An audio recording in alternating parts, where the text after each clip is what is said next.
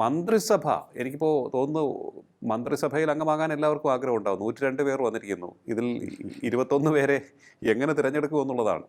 League ഇപ്പോൾ തന്നെ പറഞ്ഞിട്ടുണ്ട് ഉപമുഖ്യമന്ത്രിയായി പി കെ കുഞ്ഞാലിക്കുട്ടി വന്നേക്കും. വിദ്യാഭ്യാസ വകുപ്പ് വിട്ടുകൊടുക്കില്ല.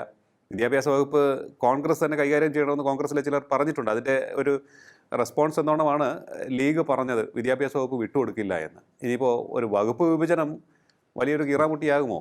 അല്ല, മന്ത്രിസഭാ രൂപീകരണവും വകുപ്പ് വിഭജനവും രണ്ടും ഒരുപോലെ കീറാമുട്ടിയാകാനാണ് സാധ്യത. കാരണം ഈ പ്രവർത്തന പരിചയവും മികവോ ബുദ്ധിശക്തിയൊന്നുമല്ല യു ഡി എഫിൽ, പ്രത്യേകിച്ച് കോൺഗ്രസിന് മന്ത്രിയാകാനുള്ള യോഗ്യത. അത് ഏതെങ്കിലും സമുദായ മതമേലധ്യക്ഷന്മാരുമായിട്ടുള്ള അടുപ്പം, അവരുമായിട്ടുള്ള ചുറ്റിക്കളി, അതിൻ്റെ അടിസ്ഥാനത്തിലാണ് സ്ഥാനാർത്ഥികൾ വരുന്നത്. ജയിച്ചു കഴിയുമ്പോഴും അവർക്ക് ടിക്കറ്റ് കൊടുത്താൽ നേതാവിനോട് മാത്രമേ ഇവർക്ക് കൂറുണ്ടാവും. അപ്പോൾ അങ്ങനെയുള്ളൊരു പ്രശ്നമുണ്ട്. പിന്നെ ഞാൻ നേരത്തെ പറഞ്ഞ പോലെ സംഘടനാ രംഗം ശിഥിലമായി കിടക്കുകയാണ്.